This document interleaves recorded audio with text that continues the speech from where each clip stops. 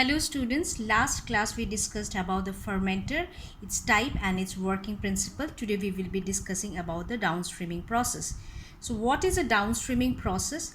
During a fermentation, within the fermentation vessel, we are giving medium, microorganism or the inoculum and allowing it to operate at a particular temperature, and after a particular time the final product is being produced.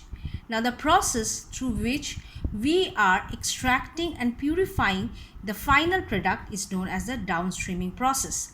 Basically, in the downstreaming process, we target the pharmaceutical products that is derived from an animal or plant tissue, or it is downstreaming process is also used for the proper treatment and the disposal of the waste. Now, what is the criteria? The first and the foremost criteria is to remove the abundant impurities, those impurities that are present in the bulk amount. Next is to remove the impurities that is easy to remove. The last is we will remove the most difficult and the expensive product, or the expensive impurities at the last. Now this is the schematic process of downstreaming. In this case, you can see in a bioreactor, two types of products are produced. One is the intracellular product, another is the extracellular product. In case of intracellular product, the product is produced within the cell. For that, the processes, downstreaming processes are, in case of cell harvesting, we do centrifugation, microfiltration, ultrafiltration. I will come to each topic in the later slides. As in case of intracellular products, the product is produced within the cell. So we need to disrupt the cell. For this, homogenization, bead milling and osmotic shock is done. Whereas in case of extracellular products, cell harvesting step is being removed. There is no process of cell disruption as the product is being excreted outside the cell. In this case, the challenge is to remove the cell biomass. These are the following processes through which the cell biomass is being removed. Once this is done, this is the common process, that is the product extraction process. Product extraction is being done through aqueous two-phase organic solvents, expanded bed absorption, supercritical fluids, reverse microsilice and extractive distillation. If there is a scope of cell debris removal, then in case of intracellular products, cell debris are removed by centrifugation, microfiltration and press filtration. After that, either the products are concentrated or they are generally removed to final purification step. Final purification includes different type of chromatographic technique such as ion exchange, size exclusion, affinity or reverse phase chromatography, diafiltration and electrodialysis. So first of all, we will come to cell harvesting. What is cell harvesting? Cell harvesting is the first and the foremost purification step of in case of an intracellular product. In this case, the extracellular liquid is being removed from the cell through centrifugation, microfiltration or ultrafiltration technique. Now, centrifugation has an advantage in case of large or dense microorganism is used, whereas if we are using smaller microorganism, in that case various coagulation techniques are used to settle down the particles. Centrifugation is very efficient for harvesting the yeast cell, and in this case the cell loss is typically 1 to 5%.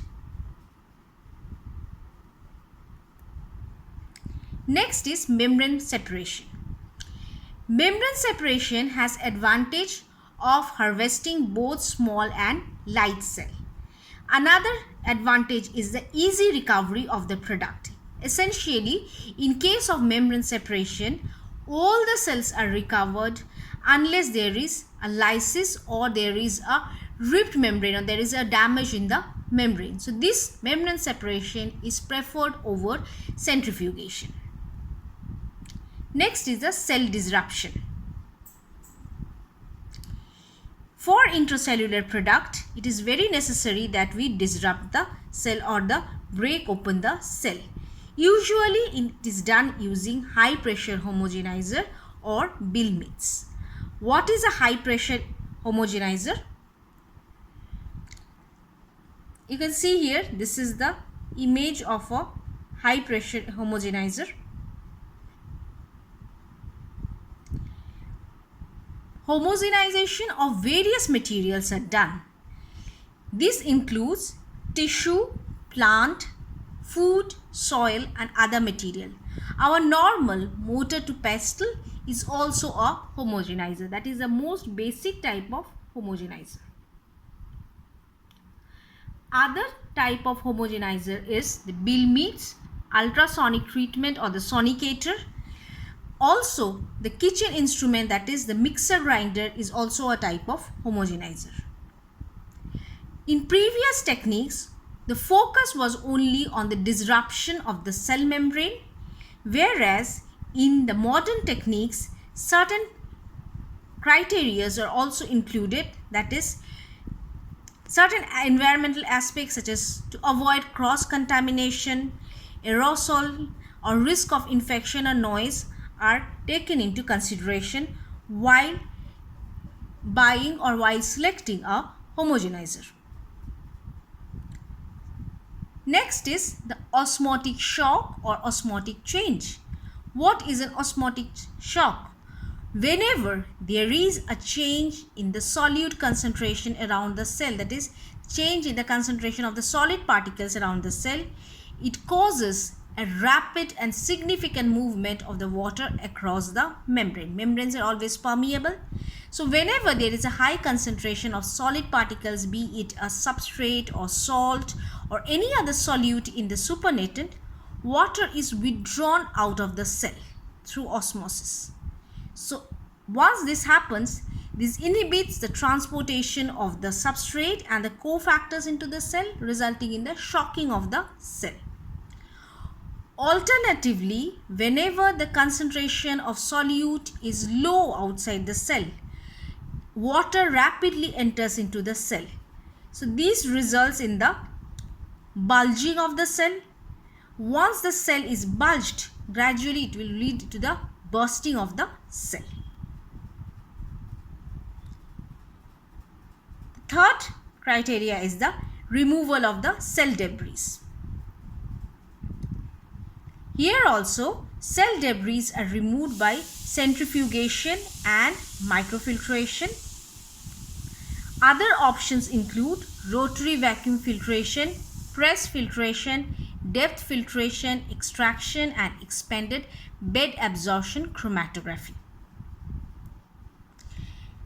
Now, in case of the removal of the cell debris, we should keep in mind whether it is an intracellular product or a extracellular product. That is, if the product is a soluble product. When the product is a soluble product, it is recovered during the cell debris removal process, either by centrifugation or by permeate stream of a filter. In this case, the centrifuge efficiently separates large particle of the cell greater than 0.5 micrometer strokes diameter. Therefore, whenever a centrifugation is done to remove the cell debris, the next step of filtration should be the polishing step. Polishing helps in removal of the small particles that are not removed by chromatography. Several polishing techniques include depth press filtration, candle filtration, rotary vacuum, membrane microfilters, etc. If the product is an insoluble product, for example like the insulin, these are insoluble and they form inclusion bodies. So for that, it must be separated from the cell debris particle, then it should be dissolved and refolded.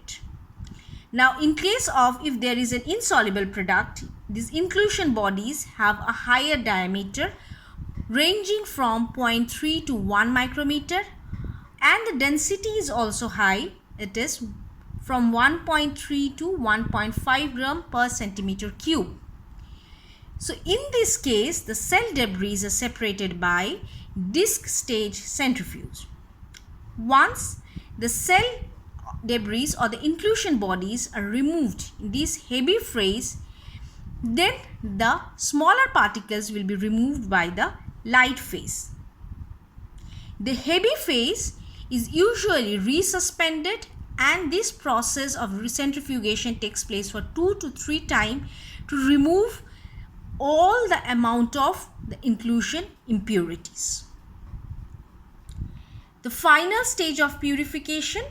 In case of a final stage of purification, now in this case we will consider what is a product. If it is a pharmaceutical product, it requires high purity product, end product.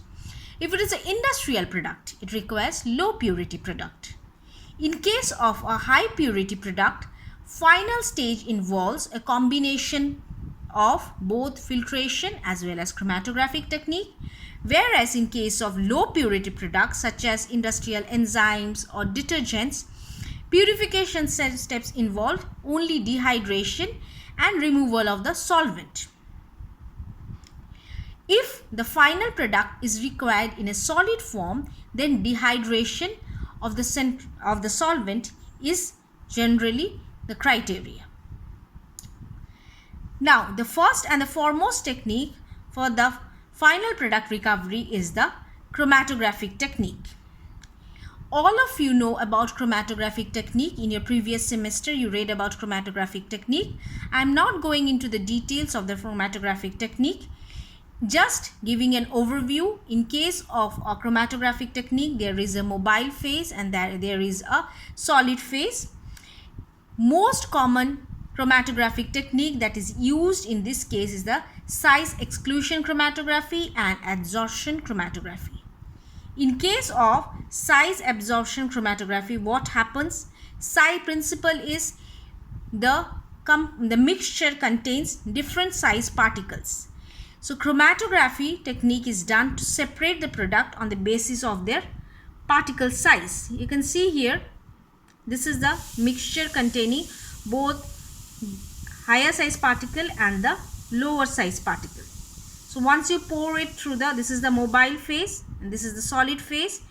This is mixed with a mobile phase. Once you pour it in the column or the solid phase, you can see here the small particles get trapped between the intraspace of the beads or the solid phase, whereas the larger particles, they are excluded from the chromatographic column first. So the larger size particle will come out first and then the smaller size particle will come out. So this is the basis of size exclusion chromatography. Next is the adsorption chromatography. Adsorption is binding of the solid particle to the membrane. So in this case, you can see here there is a mobile phase. Then this is the solvent here, as this solvent acts the silica. You can see here silica or alumina saturated with the solvent. This acts as a solid phase. This is the mobile phase, and there is a mixture containing component X and Y. Once chromatography technique starts, what will happen? One of the particle will have the affinity or higher absorption within the solid phase. So it will get absorbed on the silica or the alumina that is used in the solid phase, and the other particle will flow out from the column. So this is the principle of adsorption chromatography. This is how the purification is being carried out in the final step. Then dehydration or the solvent removal. Various dryers are used. This includes spray dryers, fluid bed or tray dryers. During this dehydration process, usually the temperature is maintained between 50 to 100 degrees centigrade.